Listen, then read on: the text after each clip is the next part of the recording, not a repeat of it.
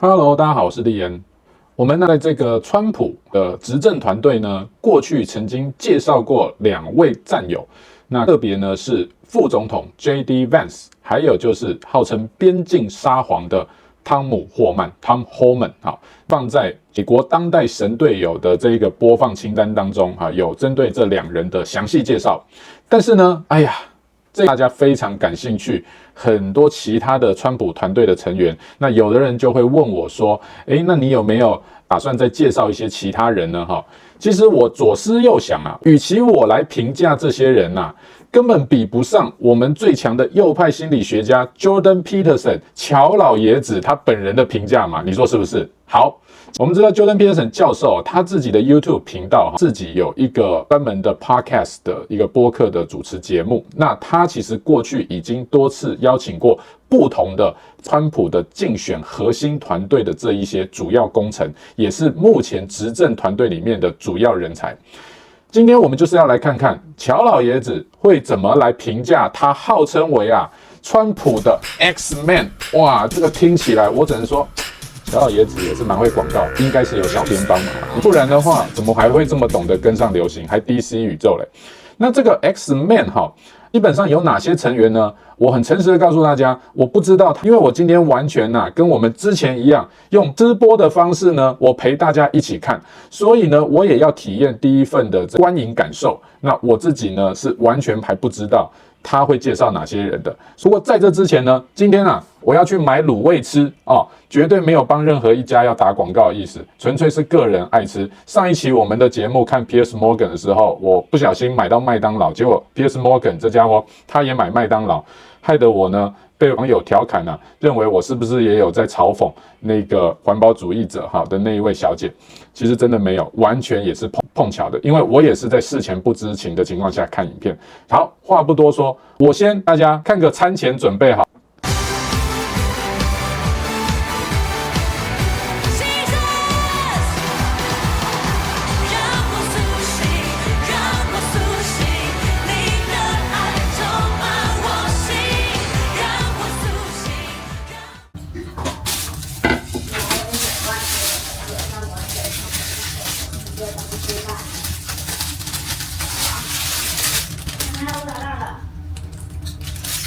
川普通豆干，大豆干、花干、王子面，还有什么我都忘了。百叶豆腐，我最喜欢百叶豆腐，还有萝卜，就这样，很简单。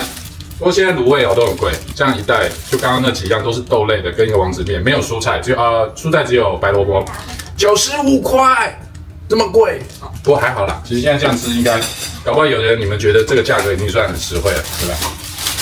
那我通常就大概这样叫一个95块，我就解决一餐了。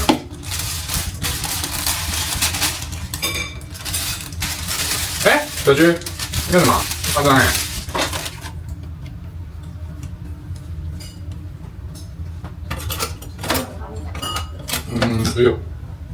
筷子好 ，Let's go。我是要你给我当碎料吃，你这自私鬼。好。那我现在呢就准备开吃，然后呢跟大家一起边吃边看，好不好？之前呢有网友问我说，你这个在右下角吃东西到底有什么意义？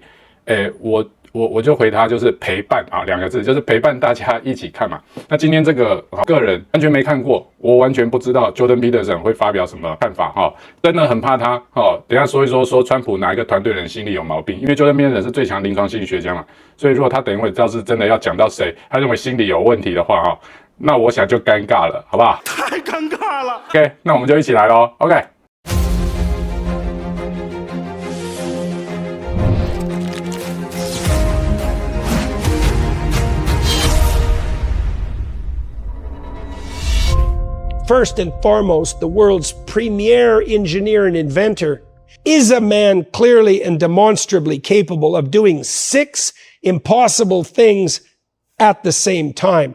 This speaks primarily of his intelligence. Musk is exceptionally 1 in a billion high in general cognitive ability and openness, a true genius, albeit in the technical manner. That is an observation, not a criticism. With regard to personality, he's not particularly extroverted. tilting, I would say, in the opposite direction, although not exceptionally so. He is moderate in neuroticism, carrying a fair burden of depression-like pain with him, not least because of a truly rough childhood, which he alludes to but does not make a show of. There is some withdrawal there, run roughshod over by his brilliance and openness, and also some volatility, evidenced in his behavior on X online, somewhat reminiscent of Trump himself. Musk is also a worker and manager, hard and dedicated, far beyond the norm. So exceptionally high in conscientiousness and agreeable enough, particularly on the compassionate side, to be very pro-human. He is, however, no pushover, is not particularly polite, and can and does make the difficult judgments of discrimination that allow him to continually operate and maintain multiple, extremely large, demanding, stunningly diverse, and truly cutting-edge enterprises. His staggering intelligence and business acumen means that he brings something near miraculous to the Trump X-Men team. I would vote for Trump as president if I could vote, and I can't because I'm Canadian, and forgive me for that. Just because Musk has agreed to play a role in any new administration that Trump might bring about. He has even wittily proposed to head up a new Department of Governmental Efficiency, a phrase whose initials, DOGE, indicate the willingness in an inside joke manner to do only good every day, as well as signifying a bemused but knowing dog whose image has become a widespread meme. It has been my diligent and hopeful observation that Musk is a good man, or at least a terrible, complicated man, trying very hard to be good, which is all we could truly hope if we were the least bit realistic about human nature and our own prospects. Could Musk do to the American deep state what he did for Twitter? Could he prune and cut so the Republic could revitalize? Stranger things have happened in the course of human history. Javier Milei is trying something similarly demanding in Argentina. And the US of A has a remarkable capacity to reinvent itself. Someone like Musk playing a key role in the governance of the greatest show on earth is a once-in-a-lifetime opportunity. That's an adventure by anyone's standards.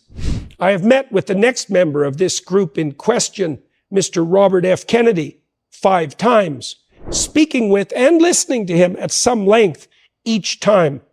He has the near manic energy and loquaciousness of those with exceptional verbal intelligence and the intensely focused concentration that pushes people who have that proclivity beyond even their own limits in pursuit of a goal. He's dreadfully well informed, a veritable master of historical minutiae in a manner nonetheless relevant to today's concerns.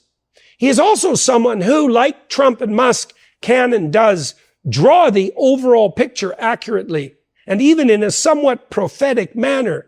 He is fearless and dedicated, having stood up and successfully against even the largest giants of the proto-fascist modern state, and has single-handedly drawn public attention to what is genuinely a health crisis of gargantuan proportions, despite its invisibility on the political stage until the current time. He's also someone once bitten, twice shy, a seriously wounded apostate, again, like Trump and Musk, as well as Tulsi Gabbard, from his own original favored party, the Democrats. When I first spoke with Mr. Kennedy on my YouTube channel, I asked him the same question I always ask the many Democrat leaders I have spoken with, most privately, unwilling as they generally are to risk being seen in public with the likes of me. The question, when do you think the left goes too far? His answer to that, in interview 1, at the very beginning of his presidential march? I'm trying to run a campaign that brings people together rather than a campaign that tries, that is based upon, that kind of tribalism of condemning people for ideologies that I don't necessarily agree with. I had my doubts about the suitability of that answer in the long run, having experienced precisely what happens when the left goes too far in my own private and personal life. Nonetheless, on that occasion, I let the question lie. The very force that could continue its current domination of the public discourse and scene if Ms. Kamala Harris and the shadowy and unknown forces behind her ascent to power manage to maintain their positions come November. What is Kennedy like as a personality? Extroverted, like Trump, although perhaps not as much so. Trump is hard to equal, let alone top, in that regard. Not without his pain and negative emotion, like Musk. Not too agreeable, although not at all narcissistic. Despite his markedly forceful assertiveness in opinion and as a speaker, this was evidenced, not least by my comparative silence, particularly during our second YouTube discussion. I'm a very talkative, verbally assertive person, for better or worse. But Mr. Kennedy had the stage for the vast majority of our time together. That was as it should be, in my opinion, given the circumstances, but it is still something that does not happen to me very often, even when I intend it to. Does this mean that RFK is inappropriately forward, self-aggrandizing, self-centered? Not in my experience. One anecdote quite tellingly reveals why. RFK Jr. and I encountered one another one evening in a restaurant I happened to be dining in during my last tour. I was there with Dr. Phil in a private room in the back of the building. Mr. Kennedy happened into the establishment, was informed that we were also there, and sent someone forward to ask if he could come and say hello. The fact that he so politely sought permission, since no offense would have been taken had he not, was something I noted, as was his somewhat near apologetic entrance, asking the two of us very graciously to forgive the intrusion. An intrusion it was not, as we were happy to see him and pleased that he dropped in. He could have just taken that for granted, and even justly so. But he didn't. A trivial happening, you might object. But I think not. Instead of presuming, he displayed all the social niceties that might be hoped for, and more. I saw evidence of the same proclivity every time I met him. It's not all about RFK Jr., and that is a good thing to see, given the fame and family reputation that has been part and parcel of his life ever since day one. This is not to say that Kennedy, like Trump and Musk, is without his eccentricities. But as the German philosopher Friedrich Nietzsche once so perspicaciously noted, great men are seldom credited with their stupidities. RFK Jr. is a singular person, with everything that entails on the positive and negative side. He has a somewhat conspiratorial mindset, which, given the means of demise of his uncle and father, is eminently understandable. Furthermore, there are indeed strange things afoot in the world today, such that Kennedy's suspicion on various fronts may be well warranted. Nonetheless, it's still a tendency that has to be carefully held in check. Better to assume incompetence than malevolence, for example, and adept pattern recognizers, of which Kennedy, like Trump, is certainly one, can be plagued by false positives, the tendency to see something that is in fact not there. But the tectonic plates are moving under our culture at an ever-increasing rate. And Kennedy's skepticism, his ability to see the forest and the trees, could easily prove something of great advantage to the American people, prone as they are now to manipulation by the looming quasi-fascist forces of the utopian, authoritarian, wannabe globalist state.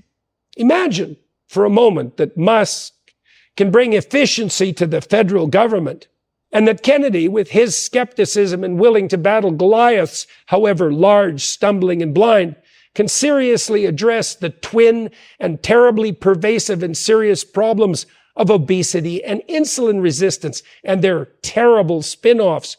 These two things alone would be well worth much attendant risk, in my estimation. Who dares, after all? wins. Could we ask anything more of any single four-year administration? But there is even more on the table, as there are more remarkable actors involved. The last time I saw Tulsi Gabbard was in D.C. during a discussion hosted in this strangest of all possible worlds by Russell Brand. I had spoken with her at length, as in the case of Kennedy, on my podcast, although only once. What is Lieutenant Colonel Gabbard like on the personality side? Moderately extroverted, higher in assertiveness than enthusiasm. She is no giggling girl. Perhaps her military experience mitigated against taking that sometimes charming, but often too easy route. Markedly low in neuroticism, as befits a woman who pursued a true military career. Agreeableness? Ms. Gabbard cares genuinely about those she served and continues to serve, although I would say she does so in the temperamentally conservative manner that is part patriotism and part respect for the intrinsic dignity and worth of every person, rather than in the oft-cloying, false, and morally self-righteous manner that so often characterizes the so-called allies of the oppressed.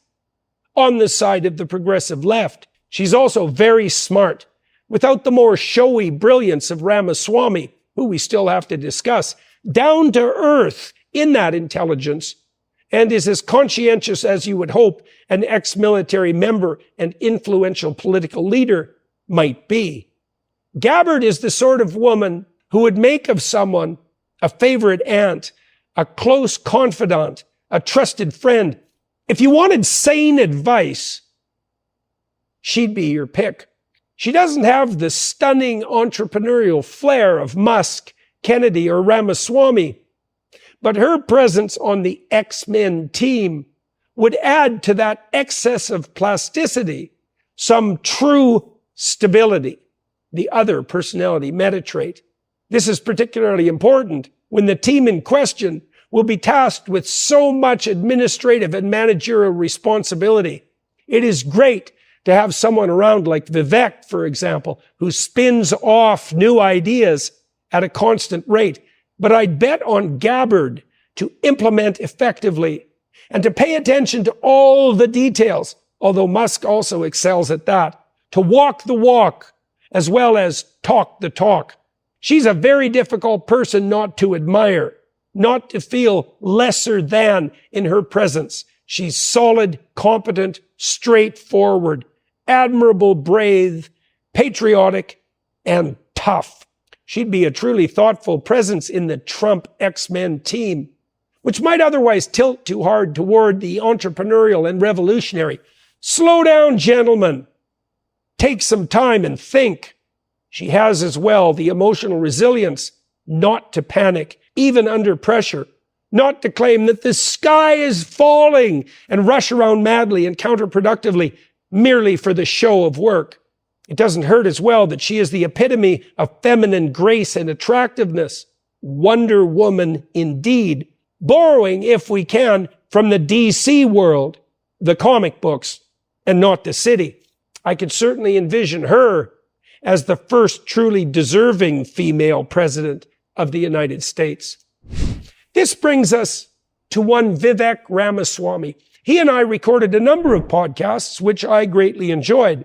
That started before he was running for office, when we discussed another notable accomplishment, the establishment of his Strive Asset Management Fund, designed to give investors an alternative to the mongers of ESG stakeholder capitalism, who are doing everything they can to sneak a particularly pernicious form of top-down, centrally planned socialism into the free market system, so they can pretend to be virtuous in a manner hypothetically unlike their greedy by implication peers. Not long after embarking on his daring campaign for president, Vivek began a habit of approximately quarterly appearances on my YouTube channel. That effort, despite its unlikelihood, given his unknown status as a political contender, unfolded very successfully, bringing both the candidate and his ideas to a wide public audience. and proving his credibility as a young and rising alternative on the political scene. What can I say about Vivek's personality? He is extroverted, both on the assertive and enthusiastic side, characterized by more positive emotion overall than anyone else we have discussed. He's also very high in openness, both to ideas and, as far as I could tell, on the artistic, cultural side, although perhaps more the former than the latter. He shares those traits with Trump, Musk, and Kennedy, although less so, although she is still far above average in such regard, than Gabbard. He's more polite than Trump, certainly, more measured in his speech, less rough and provocative, although also less witty, although certainly not dull. I would hazard a guess as well that he is less compassionate and people-centered than both Trump and Musk. Ramaswamy tends to stay in the realm of ideas and is clearly motivated on the political side primarily by intellectual curiosity, as well as the desire to see things done better. He appears low in neuroticism and is highly stress-tolerant, as those are the same thing. Unlikely to withdraw, like Trump, less depressive than Musk or Kennedy, but also less volatile than Trump. Quite stable temperamentally on the emotional side. That's a good feature in a crisis, as noted in the case of Gabbard. I suspect he is high in conscientiousness as well, particularly on the side of industriousness, which is half that trait, the other half being orderliness.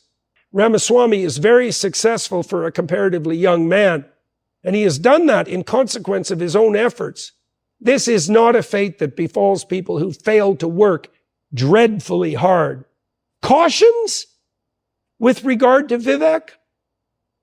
Mostly to do with his youth. Mr. Ramaswamy is accustomed to being the smartest person in the room and, perhaps, the most successful. This gives him a certain brashness. When I watched him in the first round of the Republican primaries, for example, he was the candidate who received the most positive responses from the audience, as well as the most negative. The same was true, arguably, of his compatriots on the stage. I thought he risked, in his provocative but undeniably interesting approach, some unnecessary enmity from those same people. And it is not clear to me that this was a good long-term strategy, given the high possibility of sharing a bed with at least some of them, metaphorically speaking, in the future.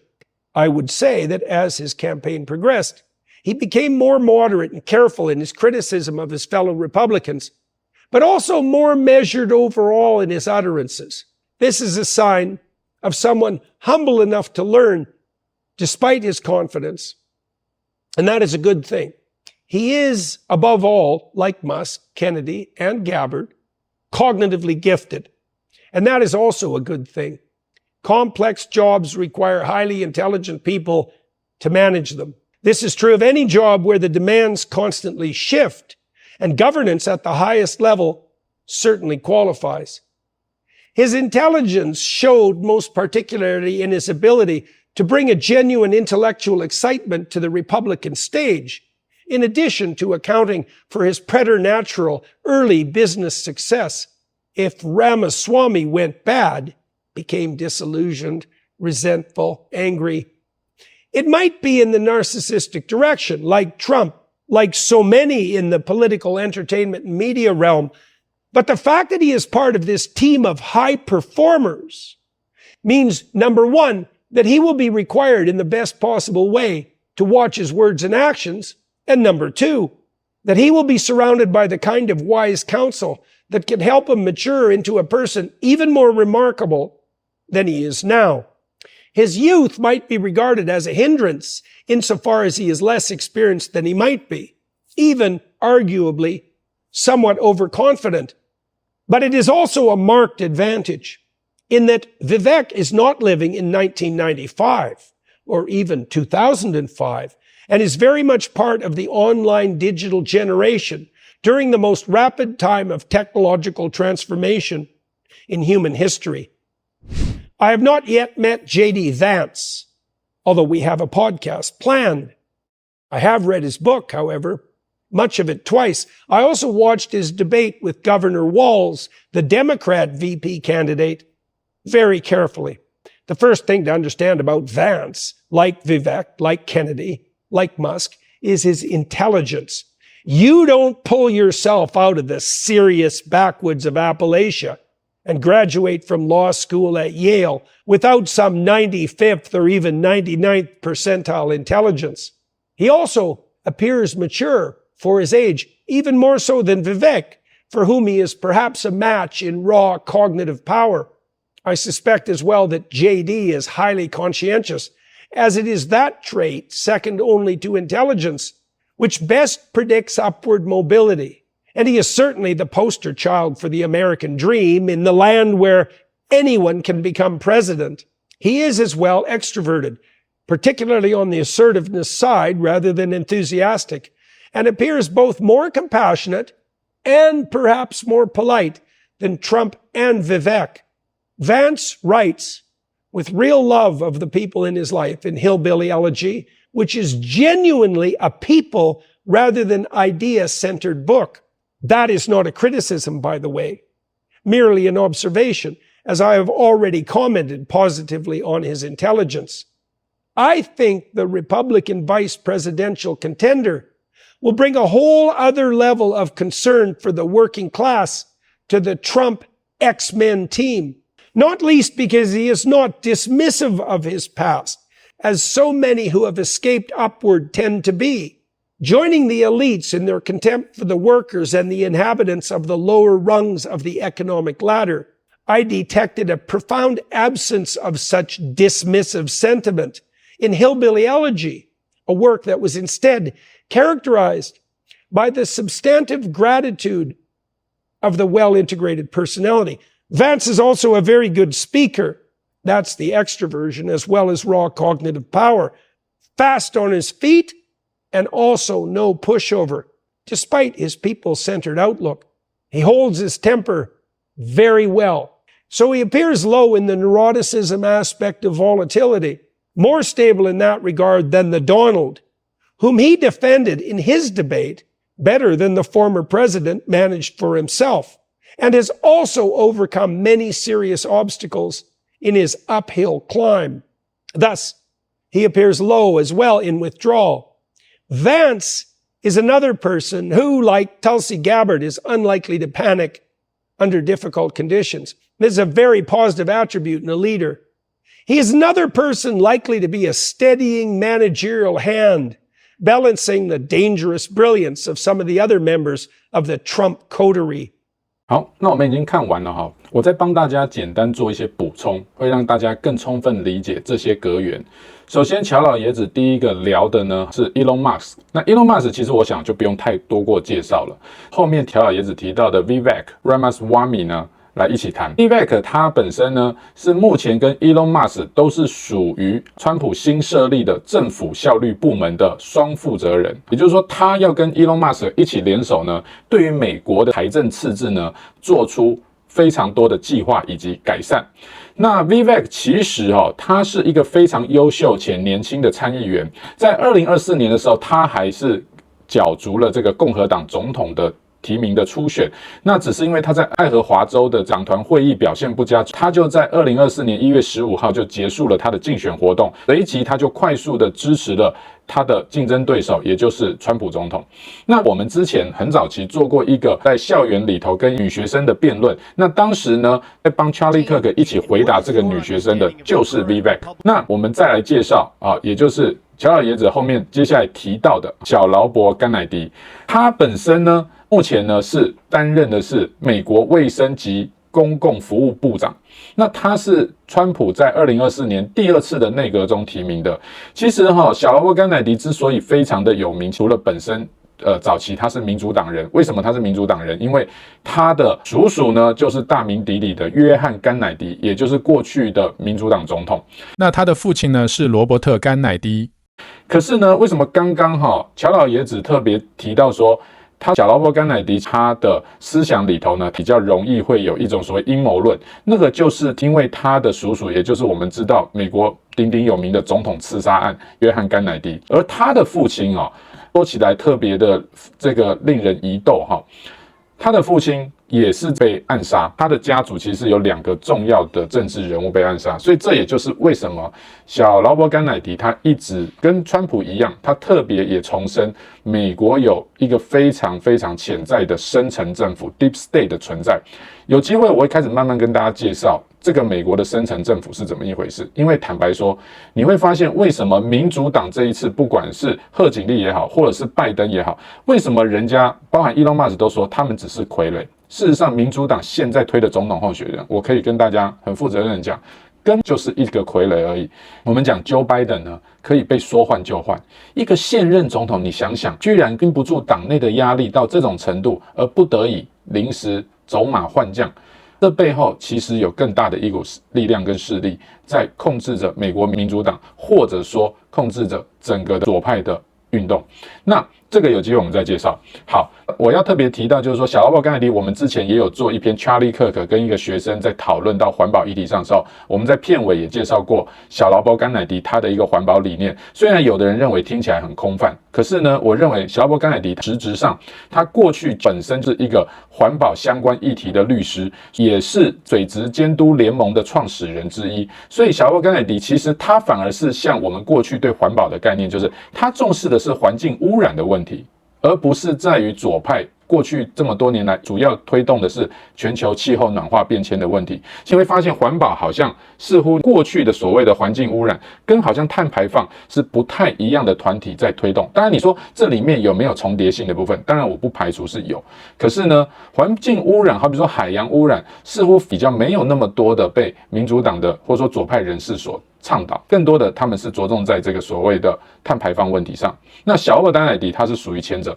他比较重视的是环境污染还有食品添加剂，包含他认为的所谓的疫苗阴谋。好，就是小劳勃甘乃迪一直坚信施打疫苗是一场背后不为人知的政治阴谋。好，那有机会我再跟大家做分享。那我们最后呢，再来谈到一个奇女子，好，就是乔老爷子所推崇介绍的 Tulsi Gabbard。Tulsi Gabbard 土耳其加巴德，川普是任命他为国家情报总监 Director of National Intelligence。那这个呢是川普亲自提名的，而且是一个非常重要职位，因为他要负责监督和协调美国所有情报机构，并且呢要向总统来提高最高层级的情报建议。我必须说如果大家已经对深层政府 Deep State 比较了解的人，其实美国有一群非常位高权重的所谓的政治领袖，他们是非民选出来的，坦白说就是情报机构的头子。好，包含了 CIA 跟 FBI， 这也是为什么 CIA 跟 FBI 过去川普一直点出他们是不受控制的。那这个有机会我分享 Johnny Harris 的影片的时候，再由他来好好的跟大家揭露这个深层政府的组织有多么庞大。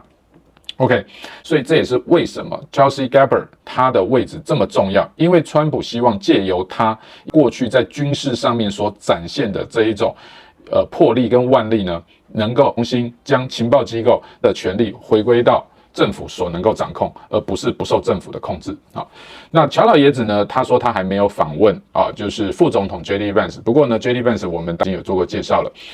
我最后再跟大家分享一点，就是乔老爷子本人在2024年12月初，也就是距离我们现在不到1个月前呢，他已经正式的宣布了，他要离开加拿大，搬到美国，好，靠近他女儿的地方呢去生活、去定居了。好，那这个原因呢，为什么呢？是因为可能大家不了解，加拿大事实上我们之前有介绍过，加拿大其实它比美国还早的时候就已经在人权方面呢，已经对 LGBTQ 团体立法做保护了。事实上，加拿大你可以某种程度上来说，它是比美国更早就偏往极左方向的一个国家。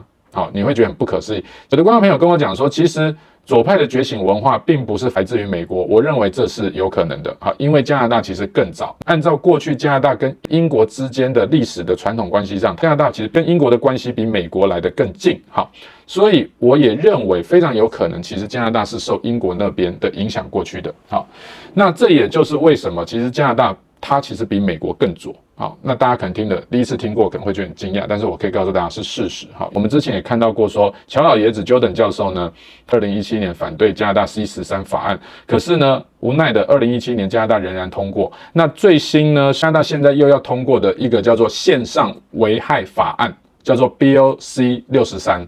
那这个法案呢，是最抵触到乔老爷子坚持的言论自由，所以呢，他也因此毅然决然的离开加拿大，好，搬到他的女儿所在的亚利桑那州。那当然有人会说，那去美国有比较好吗？比好一些哦，只能讲好一些。其实还蛮欢迎他来台湾的嘛，对不对？好，只能说我们祝福啦。好，我们祝福 Jordan Peterson 教授。好 ，Jordan 教授本身呢，他其实早就在社交媒体上面，或者说国际影响力上，是一个非常位高权重的一个教授了。他其实已经不需要一定要在学校里面担任心理学教授这样的职位。对他的生活来讲呢，其实他现在做的很多东西，就包含我们今天介绍他自己的节目等等等等。那我特别想提一点啊，就是说也有观众朋友曾经留言反映说，觉得 Jordan Peterson 教授我们不能把他归类在右派哈，因为 Jordan Peterson 教授他自己本身没有承认过。其实这一点哈是过去式。为什么呢？因为Jordan Peterson教授过去确实他认为左右派是属于政治的分别，所以他是一个心理学家，他不想被归类在政治的领域范畴。以前其实是很拒绝去牵涉到政治议题，但是随着加拿大的这个左派政治，好，特别是我们知道现任的总理呢，自由派的一个兴起之后呢，加拿大政治整个极端往左之后，其实 Jordan Peterson 教授他已经发现他不得不选边站了，所以这也是为什么他现在是公开的支持川普，以及非常的热衷于跟川普的主要干部进行多方面的线上交流。这也是为什么我们会今天看到教授现在都已经在公开的去谈论他对川普的这些核心幕僚的人员，那这难道还不够政治吗？好，所以我只能说把 Jordan Peterson 教授归类在右派，其实一点都不为过。实质上，他本来就是一个保守主义者，而且他也在2022年的时候接受了基督教成为他的个人信仰。那这个呢，教授过去一直是致力于研究心理学方面，特别在于圣经的故事与人性心里面的一个凸显出来的一个人类生命的问题。未来有机会，我也会更多的来介绍他的一些相关这方面论述的影片给大家看。OK， 好，那相信呢，今天的影片呢，虽然时长较长，但是应该会蛮有帮助的。如果觉得我前面的这一个备餐的环节呢很无聊的话呢，也请多多海涵。我是希望有时候让大家看这么严肃的一些政治方面的影片的时候呢，能够稍微带一点轻松的小氛围啊。所以呢，好吧，这是我一点小小的用意。那如果表现不好呢，请大家包涵啦，好不好？就这样。OK， 我们今天是超级神队友，我们下部影片再见，拜拜。